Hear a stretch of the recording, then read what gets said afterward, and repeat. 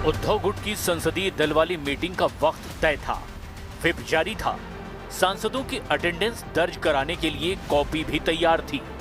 लेकिन मीटिंग के लिए मात्र 3 लोकसभा सांसद पहुंचे, अनिल देसाई, अरविंद सावंत और राजा भाऊ वाजे, जबकि राज्यसभा सांसद के तौर पर संजय राउत मौजूद थे। इसके साथ ही पार्टी में एक और फूट की अटकलें तेज हो गई हैं। हालात ये हैं कि गुस्से में संजय राउत 2 दिन के भीतर ही 2 बार गाली गलौज पर उतर आए। शौर्य पदक मिळवून आले अशा तऱ्हेने शिवसेना उभाटा के भी 6 सांसद उन्होंने एनडीए में अपना विलय कर लिया है। कभी जीतेगा, कभी हारेगा, कभी यहाँ जाएगा, कभी वहाँ जाएगा। यहाँ कोई मिलिट्री रूल तो है नहीं और मेंबर ऑफ पार्लियामेंट है, कोई बच्चे तो है नहीं। इस मॉनसून सेशन में देश में क्या बड़ा होने जा रहा है? महिलाओं को आरक्षण देने वाला बिल पारित नहीं हो पाया। सबके सामने मैंने कहा कि ये बिल जो गिराया है हम लोग इसका बदला लेंगे।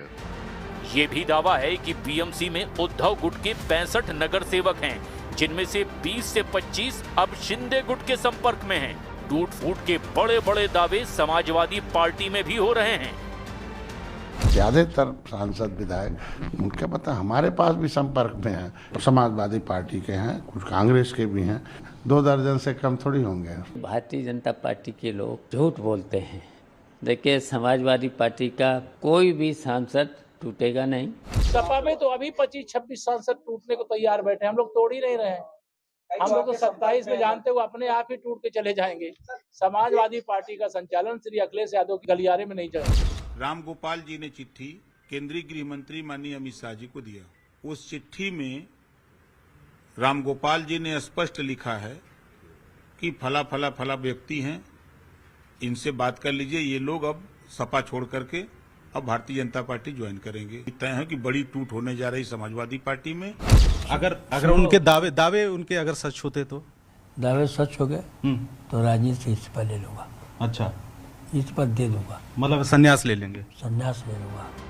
उधर उत्तर प्रदेश में तीसरे मोर्चे की बात भी सुनाई दे रही है, जिसमें ओवैसी, स्वामी प्रसाद मौर्य और चंद्रशेखर रावण की जुगलबंदी दिख सकती है। लेकिन एनडीए नेताओं की टूट फूट वाली भविष्यवाणी लगातार जारी है। ममता दीदी के साथ जो 28 एमपी उनके चुनकर आई थी, उसमें जो 20 एमपी हमारे साथ आ रहे हैं। जो आम आदमी पार्टी के भी जो लोकसभा मेंबर है, वो तो राज्यसभा के तो हमारे साथ आए हैं, लेकिन लोकसभा के भी मेंबर हमारे साथ कुछ दिनों बाद आ सकते हैं। आज जब लोकतंत्र खत्म हो रहा, देश के लोग ऐसे देख रहे हैं मूक दर्शक की वो अंग्रेजों का समय याद आता है। इस बीच ममता बनर्जी को कलकत्ता हाईकोर्ट से बड़ा झटका लगा है। हाईकोर्ट ने बंगाल विधानसभा स्पीकर के फैसले को कायम रखते हुए ये साफ कर दिया कि ऋतव्रत बनर्जी ही बंगाल के नेता प्रतिपक्ष होंगे। तो आज इन तमाम मुद्दों पर होगी देश की सबसे बड़ी बहस। विपक्ष नहीं यूनाइटेड, बगावत अनलिमिटेड। तो विपक्ष नहीं है यूनाइटेड, बगावत अनलिमिटेड। आइए देख लेते हैं सुप्रसिद्ध विश्लेषण, आइए नजर डाल लेते हैं एनडीए की बढ़ती ताकत के कनेक्शन का विश्लेषण। परिसीमन विधेयक 2026 लोकसभा में 543 से बढ़ाकर 850 सीट हो जाएगी अगर यह होता है तो। महिला आरक्षण संशोधन विधेयक, इसमें 2029 के चुनाव से पहले नारी शक्ति वंदन अधिनियम लागू होगा। आपको बता देते हैं, जरूरी बहुमत नहीं मिलने पर पास नहीं हुआ था एक विधेयक, पास नहीं हुआ तो अन्य 2 विधेयक वापस लेने पड़ गए थे। लेकिन अब आपको बताना जरूरी है कि 2/3 मेजॉरिटी किसे कहते हैं, 2/3 बहुमत किसे कहते हैं। इसे थोड़ा जूम इन करिए, मैं आपको बताता हूं क्या है। लोकसभा में मौजूदा संख्या 540 की है, 3 सीट खाली है। संविधान संशोधन के लिए जरूरी 2/3 बहुमत इज इक्वल टू 360 सीटें। ये एक नंबर है, इसे आप जूम इन करके इस आंकड़े को देखिए, 360 का नंबर है। अब एनडीए के पास क्या है, 293। टीएमसी के बागी 20, शिवसेना उबाटा के बागी 6, एनडीए का नंबर होता है 319। 2/3 बहुमत के लिए 41 सांसदों की अभी और जरूरत पड़ेगी। लेकिन कहानी में ट्विस्ट आता है, और कहानी में ट्विस्ट कैसे आता है यह मैं आपको समझाऊंगा।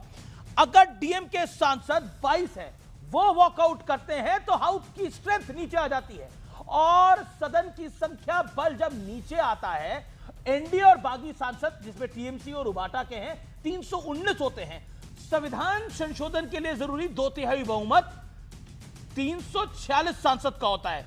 2/3 बहुमत के लिए 27 सांसदों की जरूरत पड़ती है। लेकिन अब इंटरेस्टिंग यह है राज्यसभा का आंकड़ा। आइए राज्यसभा में देख लेते हैं क्या हो सकता है। अगर राज्यसभा में हम देखें तो इस समय मौजूदा संख्या 242 की है। 3 सांसद टीएमसी के इस्तीफा दे चुके हैं। संविधान संशोधन के लिए जरूरी है 2/3 बहुमत 162। एनडीए के पास है 149 मेंबर ऑफ पार्लियामेंट। यहां पर अगर 8 सांसद डीएमके के वॉकआउट करते हैं तो सदन की संख्या नीचे आती है।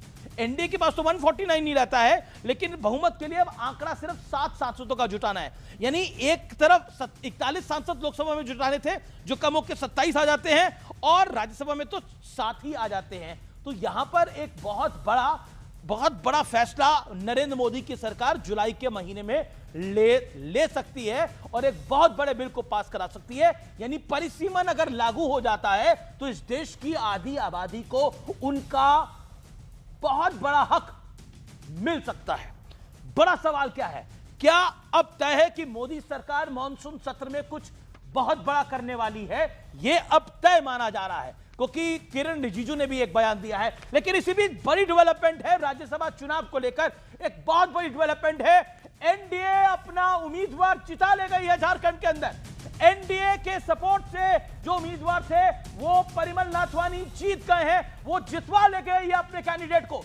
एनडीए समर्थित परिमल नाथवानी को करीब 28 वोट मिले, जबकि प्रणब झा को 20 वोट मिले, 19 वोट मिले, टू बी प्रिसाइज 19 वोट मिले हैं। और झारखंड के राज्यसभा चुनाव में जबरदस्त क्रॉस वोटिंग हुई है और उस क्रॉस वोटिंग का नुकसान कांग्रेस को झेलना पड़ रहा है। जेएमएम घटक दल है कांग्रेस पार्टी का, लेकिन जेएमएम ने कांग्रेस के लिए वोट नहीं किया है। जेएमएम ने कांग्रेस के लिए वोट नहीं किया है। यह एक और बड़ा संकेत दे रहा है कि क्या जेएमएम अब इस तरफ आएगा खेमे के। यह बहुत बड़ा संकेत है अपने आप में, बहुत बड़ा झटका कांग्रेस पार्टी के लिए। प्रणब झा जो कि राइट हैंड है मल्लिकार्जुन खड़गे के, अपना चुनाव हार गए हैं। बहुत बड़ा झटका कांग्रेस की टॉप लीडरशिप के लिए। एनडीए समर्थित उम्मीदवार जीते हैं और जेएमएम जो कि कांग्रेस का घटक दल है उसकी सपोर्ट से जीत करा रहे हैं एक इंडिपेंडेंट कैंडिडेट। मैं सीधा रुख करता हूं, मेरे साथ कई सारे दिग्गज मेहमान आज जुड़ रहे हैं। बड़े झटकों का दिन है। अभय दुबे मेरे साथ हैं, आनंद दुबे हैं शिवसेना उबाटा के, अनुराग भदौरिया हैं, मनीषा कायंदे हैं। अभय दुबे, प्रणब झा चुनाव हार गए हैं, क्रॉस वोटिंग हुई है। जेएमएम जो आपके साथ है इंडिया अलायंस के अंदर, उसके लोगों ने वोट नहीं डाला है। यह अब स्पष्ट हो गया है। यानी आपको आपके जो घटक दल है वो ही नहीं वोट डाल रहे हैं। मैंने उसकी पुष्टि नहीं की है, लेकिन आप अगर इसकी पुष्टि करते हैं तो बेहद दुर्भाग्यपूर्ण बात है। भारतीय जनता पार्टी ने भीषणतम आक्रमण देश के प्रजातंत्र पर कर रखा है।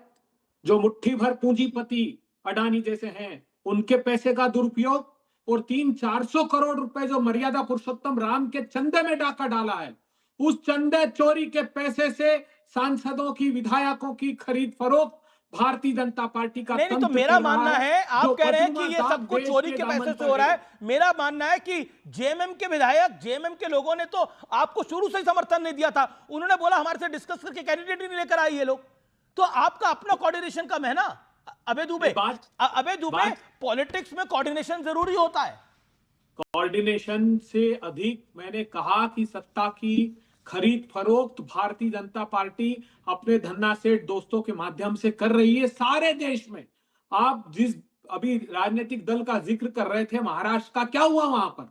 वहां पर यशवंत जाधव, यामिनी जाधव, प्रदीप सरनाइक, हसन मुंशरिफ, अजीत पवार, प्रफुल्ल भाई क्या कहते थे कि जो आतंकवादी है दाऊद इब्राहिम उनके साथी है। लेकिन क्या किया?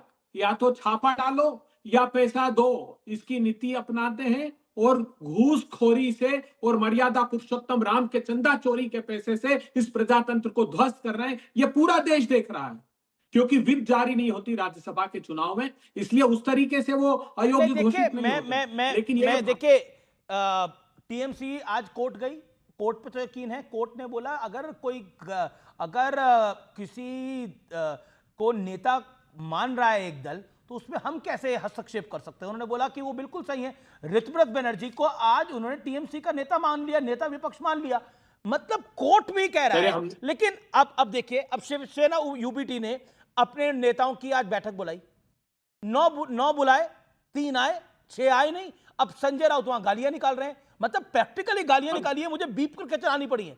मतलब मोदी ने आपका, बीजेपी ने क्या हाल बना दिया आप लोगों का, ये आपको दिख नहीं रहा है? अब देखिए, आप कितने, आप बहुत लॉजिकल नेता है, आप बहुत समझदार नेता है अभय दुबे, आपको पता हार और जीत कैसे होती है। एक बात बताइए, झारखंड के अंदर आपके कैंडिडेट को अगर जेएमएम सपोर्ट नहीं कर रही है, बीजेपी तो अपने कैंडिडेट को, एनडीए ने एक इंडिपेंडेंट कैंडिडेट को सपोर्ट करा और उस इंडिपेंडेंट कैंडिडेट को जेएमएम ने भी सपोर्ट करा, तो अब बताइए क्या करिएगा आप? इसमें क्या करेंगे? इंडिपेंडेंट मीनाक्षी नटराजन के मामले में आप कोर्ट तक चला गए, कोर्ट ने भी मना कर दिया, तो मतलब ये सब कुछ हो रहा है ना। आप प्रणब झा को देख रहे हो, मीनाक्षी नटराजन तो बहुत बड़ा एग्जांपल है। आपने मतलब, आप खुद मध्य प्रदेश से आते हैं, आप सोचिए, आपने प्रॉक्सी कैंडिडेट नहीं खड़ा करा था, प्रॉक्सी कैंडिडेट नहीं था इतने बड़े चुनाव में, इतनी बड़ी चूक कांग्रेस पार्टी से हुई है और फिर भी आपके यहाँ कोई जवाबदेही नहीं है और आप कह रहे चंदा चोरी का पैसा लेके जा रहे हैं। बहुत आपको मेरा निवेदन है कि आपको कहीं ना कहीं ये तो सोचना पड़ेगा कि चुनाव में रणनीति के साथ जाया जाता है, लेकिन बेसिक प्रॉक्सी कैंडिडेट ने आपने मीनाक्षी नटराजन में खड़ा करा, तो किसकी गलती है? वो जो वहां पे चुनाव लड़वा रहा था उसकी गलती नहीं है क्या? आजाद भारत के इतिहास में एक उदाहरण बता दीजिए जो डमी कैंडिडेट किसी राजनीतिक दल ने राज्यसभा के चुनाव में खड़ा कराओ। एक बात। दूसरी बात, आज आपके शो पर लिख कर रखिएगा कि जो हमारे साथ मध्य प्रदेश में हुआ है वो पीठासीन अधिकारी, वो रिटर्निंग ऑफिसर जेल जाएगा। उसने कोर्ट के बिना पर झूठा आदेश पारित कर दिया, जानते हैं आप? उसने ये लिख दिया कि जाएगा तब की बात करेंगे। इस समय आप लोग अभी लेटेस्ट इंफॉर्मेशन बता रहा हूं, झारखंड में चुनाव आपका हार गया है, जब वो जेल जाएगा तो उसकी भी हम बात करेंगे। जी मैं बिल्कुल रुक करता हूं। अबे अजय लोग आपने लोकतंत्र को धता बना रखा है, आपने यूबीटी के सांसद तोड़ लिए, यानी आपने नहीं तोड़े, ऑपरेशन टाइगर में शिंदे गुट ने तोड़े, आपने टीएमसी का अलग गुट बनवा दिया। ये क्या कर रहे हैं आप लोग? क्या खेल कर रहे हैं आप लोग? लोकतंत्र को समाप्त करना चाहते हैं, लोकतंत्र को फिनिश करना चाहते हैं, सब कुछ समाप्त करना चाहते हैं। ये मेरा आरोप नहीं है, विपक्ष का आरोप है, कांग्रेस का आरोप है।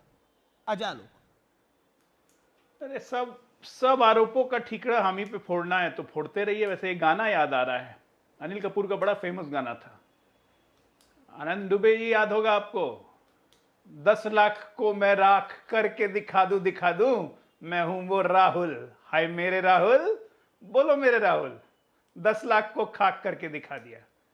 दूसरी कहावत इन पे यही बनती है, नाच न जाने आंगन टेढ़। अब जरा मुझे बताएंगे अभय दुबे जी, झारखंड एक ट्राइबल राज्य है, अनुसूचित जाति का राज्य है, मल्लिकार्जुन खड़गे को क्यों नहीं भेजा लड़ने के लिए जब आपको आशंका थी कि वहां पे वोट टूटेंगे? मल्लिकार्जुन खड़गे कांग्रेस अध्यक्ष बन के वहां जाते लड़ने तो क्या जेएमएम के सांसद क्रॉस वोटिंग करते? तब अनुसूचित जाति की बात नहीं आती, उन पे मॉरल दबाव नहीं बनता।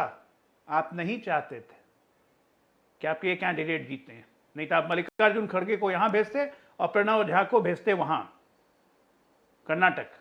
आपको बिहारी और झारखंडियों से नफरत है और वो नफरत दिखती है जब आप झारखंड मुक्ति मोर्चा को बिहार में एक भी सीट ऑफर नहीं करते हो, वो चले जाते मुंह लटका। लेकिन आप अजय लोग मेरे सवाल का जवाब दीजिए, क्या आप लोकतंत्र को समाप्त कर रहे हैं जो विपक्ष का आरोप है? आंसर इट क्लैरिटी के साथ। भैया लोकतंत्र को हम कहां समाप्त कर रहे हैं, ऐसा नहीं बोलना चाहिए। लेकिन अगर मूर्ख व्यक्ति के हाथ में, बंदर के हाथ में आप नारियल या उस्तूरा दीजिएगा तो अपने आप को ही छीलेगा ना। तो छील रहे हैं कांग्रेस पार्टी को। अब कांग्रेस पार्टी को ना छीले कोई, इसको बचाने की जिम्मेदारी मेरी नहीं है। परिमल नाथवानी पे अडानी लगे चिल्लाने, इतनी भी समझ नहीं है। परिमल नाथवानी जीवन भर अंबानी के यहां काम किए, वो अंबानी जिसको गांधी परिवार ने बनाया, वो अंबानी जो ठाकरे के 3 पुश्त के पारिवारिक मित्र हैं, जो अभी आदित्य ठाकरे कह रहे थे कि बाला साहब धीरू भाई के मित्र थे, मुकेश अंबानी जी के मित्र मेरे पिता थे और आदित्य का मित्र मैं हूं। उस अंबानी पे भी सवाल उठाने शुरू कर दिए। दुनिया भर के उद्योगपति या देश भर के उद्योगपति से नफरत हो गई है, दुनिया जोर शोरों से मोहब्बत हो गई है। ये तो इनका हाल है। उसके बाद जो हार जाते हैं तो लोकतंत्र की कांग्रेस पार्टी होके, और नामांकन पहले लोगों का खारिज नहीं हुआ है, इसी कांग्रेस पार्टी के लोगों का खारिज नहीं हुआ। नरेंद्र तिवारी भूल गए कैसे नामांकन खारिज करवाया था राजीव गांधी के कहने के बावजूद भी? वो एपिसोड याद है कि नहीं उत्तराखंड का? आप कांग्रेस पार्टी में कोई नई बात नहीं है। ओके, अबे दुबे, अजय लोक शांत, यू मेड वन, अबे दुबे 40 सेकंड रिबटल। अमीश देवगन जी देखिए, ऐसे सच सामने आ गया, गाना तक नहीं ढंग से याद है, क्योंकि टॉकीज के बाहर जो टिकट ब्लैक करते हैं ना, उनको गाना याद होता है ना, प्रजातंत्र का पाठ याद रहता है। तो आपको लगता है अजय लोग टिकट ब्लैक करते थे? भी आप ही के साथ था। नहीं, वो तो समझ गए, वो ब्लैकियर भी आप ही के साथ था। थे, उनको पता लग गया क्या करते थे। ब्लैकियर भी आपके साथ था, छोड़ गया आपको। जो रिटर्निंग ऑफिसर है मीनाक्षी जी के केस में, आप जानते हैं क्या किया है उसने ये लिख दिया कि तेलंगाना की कोर्ट ने उस केस का कॉग्निसेंस ले लिया। कोर्ट ने नहीं मानी आपकी बात। अबे दुबे, तो इधर की बातें मत कर, बता कारवा क्यों लुटा? उनको आपने खड़ा करा, उन्होंने आपकी बात नहीं मानी। अब आप यहाँ दलील दे रहे हैं, यहाँ आनंद दुबे की पार्टी लुट गई है, आप लेटेस्ट आनंद दुबे की पार्टी लुटी है वहां पर, संजय राउत गालियां निकाल रहा है, आपको समझ नहीं आ रहा क्या कुछ हो रहा है।